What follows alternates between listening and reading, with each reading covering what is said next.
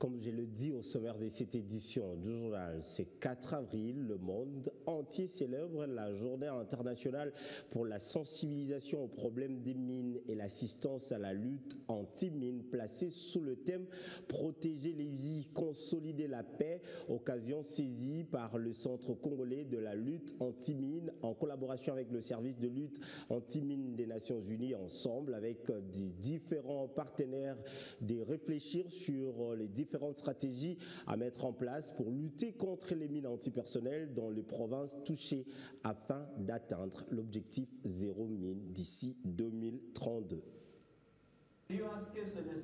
La célébration ce 4 avril de la Journée internationale de la sensibilisation aux problèmes des mines et l'assistance à la lutte anti-mines était l'occasion pour les membres du service des luttes anti-mines des Nations Unies, du Centre congolais anti-mines et des autres partenaires évoluant dans ce secteur de réfléchir sur les différentes stratégies à mener pour lutter contre les mines antipersonnelles.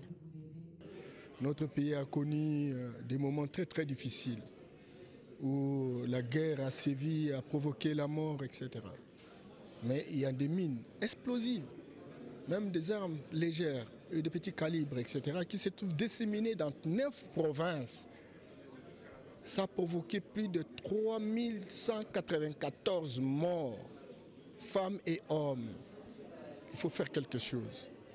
Faire quelque chose en termes d'amener l'information, ce qu'on appelle la sensibilisation, surtout à cette journée qui a été reconnue par les Nations Unies, pour que finalement on apporte l'information de manière à éviter parfois des situations graves, j'allais dire gravissimes.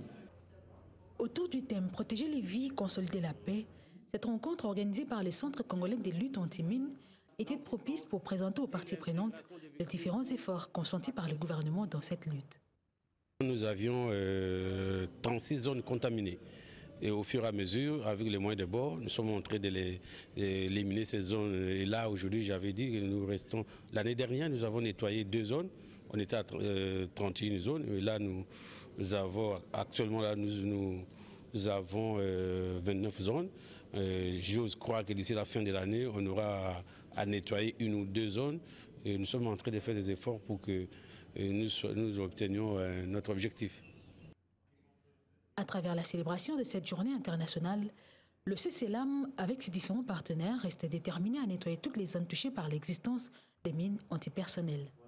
Les courageux spécialistes de la lutte contre mines de l'ONU s'emploient à éliminer ces armes mortelles, à veiller à ce que les gens puissent se déplacer en toute sécurité et à mener des activités de sensibilisation et d'évaluation de la menace afin de garantir la sécurité des civils et des travailleurs humanitaires.